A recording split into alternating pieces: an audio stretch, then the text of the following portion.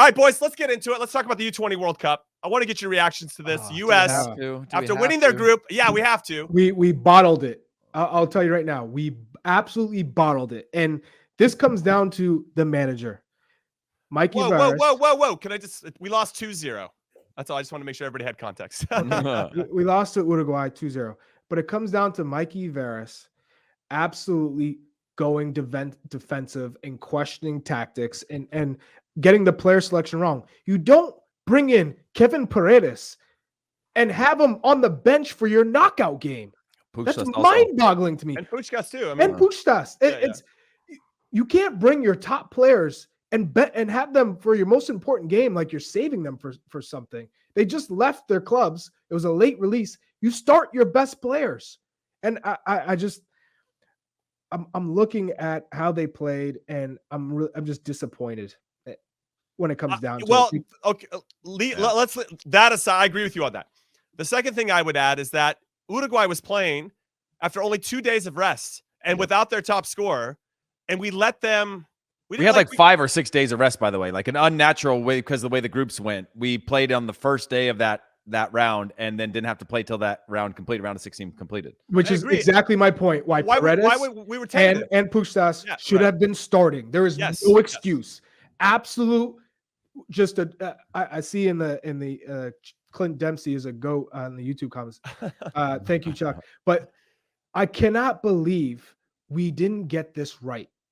This basic player selection, forget the tactics, which was also defensive and too pragmatic and scared. Why didn't we go after them? We are a better squad. We have more individual talent, yet we played like, we got to be scared of Uruguay. Yes, you be mindful of how they can hurt us in transitioning, but take it to them. For me, I was pissed off watching the game.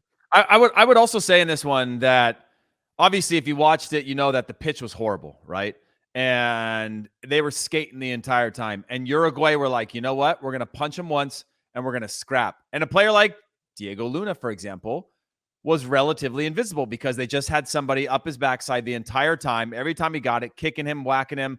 And he wasn't able to ever get into a rhythm and be impactful in other ways. And therefore, we had a false nine not able to ever really do much with it. And then you add that to the fact that we lack that sharpness. And the most complimentary thing people have been saying about this U20 side throughout the tournament, and granted, they weren't really tested up until this point, was their ability to move the ball quickly, play with the rhythm, have some pace, have some confidence, be able to have penetrating passes, those types of things, get one-on-one, get isolated, just have a lot of these different patterns of play and things like that were really good. And in this one, I mean, they struggled to get 5-6 passes together at times. And I'm not going to give them the excuse of a pitch or whatever. I agree with Charlie that it was a little bit of a defense first thing. And, you can fall on the excuse of, team continuity and building all that stuff.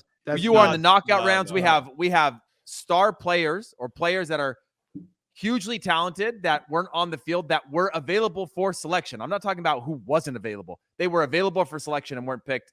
And it was just, unfortunate little own goal. I thought Gaga Slanina probably could have done more in the end. I know Winder's ball was a little bit whatever, but I'm not going to even put it on that. It still would have ended up 1-0. They didn't score. I don't know why Winder leaves his feet to try to make that clearance. I don't know why Justin Shea left his feet. He shouldn't have left his feet either. Play. Really, by the way, I will tell you this: if you take it down to just those moments, take the 88 or 89 minutes out of those other moments. You're right. I don't know why Winder leaves his feet there, but the Justin Shea one, if you watched him when he went to ground, the other center backs all slowed down in their runs instead of just bolting all the way back with that pessimistic mentality of like he's going to get past Shea and I'm going to have to make the play. And by the time they react, just in case, right? Right. Yeah. As a defender, aren't you supposed to be just in case? To get into you position. Have to anticipate. Yeah. The fact that they just there was an assumption that he would make the play. Yeah. Agreed. And you could tell that he probably wasn't going to get there either, which speaks to your point. Now, for others that are looking at the sunny side of this, we had more possession. Our XG was actually higher than Uruguay. Listen, I'm not into those types of stats to always solve every problem. And overall in this tournament, up until this point, the U.S. had the best expected goal or third best overall in the whole tournament and had the best expected goals against the best team in the whole competition. So they were clearly doing something right on both sides of the ball. But for me, it was just something a little bit different, like that in-game management. Okay, Diego Luna, guess what? Somebody's going to be up your butt the whole game, right? Somebody's going to be on your backside kicking you because they know you have some quality. What are you going to do about it? And it's not always on you. It's the people around you. How are they supporting the play? Like that recognition of that in-game management that we talk about a lot. If you know that your star number 10 is going to have 2 guys floating around him, that means there's space somewhere else for us to exploit. How quickly can we identify that space? And I thought that this is going to be a big learning experience, not only for the players, if they see it as a learning experience, but also for Mikey Varas, the coach. Because, go ahead.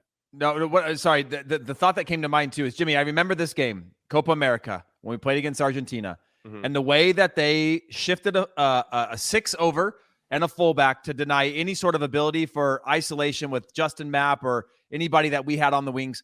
Uruguay did that to Cade Cowell the entire time. It just came over and said, we're going to put 2 players on you. So you go left, he's going to go left with you. You go right, you're coming right into me. And there was some tactical, and again, once you get the first goal, it changes everything, right? You can do that with a little more emphasis, knowing that you don't have to go and chase anything or expose yourself. But there was some really good tactics from Uruguay, and Uruguay culturally they know how to scrap, they know how to battle, they know how to fight, right? That's in the mentality of the culture, and it comes back to like, I don't remember what the name of the cage football they play as youth growing up, but it's something that they teach about like being physical. Yeah, being physical is whatever that cage, whatever it is, like the many pitches they have there that are in the cages are about like physicality, and you learn at a young age. If you listen to the Uruguay players, like their stories are all about like, I grew up playing in these environments where it's physical, and you learn from a young age that like someone's going to come sweep their feet out from under you. They were up for that fight from the start, and they got the tactics right, which again, it can be all the difference in a game like that. Well, yeah, and they also took advantage of a few mistakes from our team, and that's the difference. So they're fine margins. Jimmy, I want to bring up one of our usual listeners here, Kai718. He said, are we overrating our players just because we know their names and they play in MLS? And the answer is no. Our team has real talent. We are not overrating them. If you saw the way they played the group stage, you'd say they're coming into their own because they're understanding how to get the best out of each other and how to play as a group, a collective group. Even though they were playing soft opponents for the most part, they still, you still felt that they understood how to get the best out of each other, and they knew the tendencies of one another. Because it starts with the team. You have individuals, but how do you grow that group to play as one? And coming against Uruguay, you have to imagine that it comes down to tactics. What the very basic, the very basic of this game, the basis of this game is getting the player selection right, which that should be without question getting your best players on the pitch, especially players who you've been groveling about not having all these players to get, who the clubs weren't letting them leave. You finally get 2 who were allowed to leave after the last game, and you don't play them. So that's 1. And 2, you saw how Leon did what Leon did to LAFC last night is exactly what Uruguay did to the U.S. And exposing those spaces when you play with a back 3. They saw that Wiley was getting up and down. Halle didn't have a good game. So you have those 2 spots, and they just absolutely neutralized the U.S. I think I agree with those sentiments. What I'll add is, and this is what he said before, they weren't tested. They never went down a goal, right? So I don't think you really know what your team is about until you have to suffer. Now you have to solve problems. There's urgency that has to be, okay, Cade Cowell's getting doubled. Cool. Great. The coaches can identify that, but can the players also identify that? Oh, okay. Now this means that there's room for me to make a run into this space to exploit what they're doing. And if you just make that run, Charlie, even if you don't get the ball, you still let the defense know that you're now thinking about it. And now they're going to have to shift. And ultimately, or you hope that gives more time and space to Cade Cowell, because now you're threatening to potentially make that run. But if we're just playing timid and playing in front of the defense the whole time and not being threatening in any way, even if it's a run that doesn't get the ball, we're not really showing that intent to the other team that we're solving those problems. And if Mikey Varas and his staff can't identify it, or if the players can't execute, if they do identify it, this is where we find ourselves. And so this is where we are. And then all the tactics aside, I still think there's an element of fight. We had more rest, and we didn't take advantage of really putting Uruguay underneath it. So it's a little disappointing. If you looked, it was the back 3 plus Wiley, McGlynn, Vargas, and Halliday. They were playing as one unit, a block. And the 3 attackers, Kyle, Luna, and Wolf, were solo. So they were literally there, and there was loads of space in between. So you had no connective tissue to the front three, zero.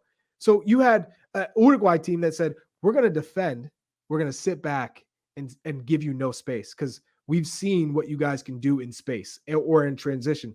We'll take Kyle away. So if Kyle can't run, what's his game like technically when he has to check to the ball and build the game and pop up into these spots? And you could see if Cade Cowell is not given the line, if he's not played into the channels, there's a big difference. And that's where he struggled in MLS because he needs to grow that part of his game. He has the running down the line like a cheetah. There's no problem. But when it comes to we're taking that away, how do you impact the game? He struggles. And it's the same in MLS. Figuring out ways to still be impactful, checking for the ball, playing 1-2s, dragging people. If they're going to take two to mark you, drag them out of space and tell other players to fill that space. I wonder too, Heath, Daniel Edelman didn't start. And I thought that was an interesting choice because I feel like he didn't start the first game against Ecuador. We struggled to really generate anything until Jonathan Gomez hit an absolute screamer from 20 out at the very end to win that one. But it looked kind of similar. I mean, yeah, it was solid. We had some possession. We created some opportunities. And then now Edelman then started the next 3 games and we won all those and didn't give up any goals. And now you come into this one and you elect to not start Edelman. I wonder too, that goes back to Charlie's beef with the roster selection, which I agree. Paredes in particular, but I think Edelman might have been a miss as well.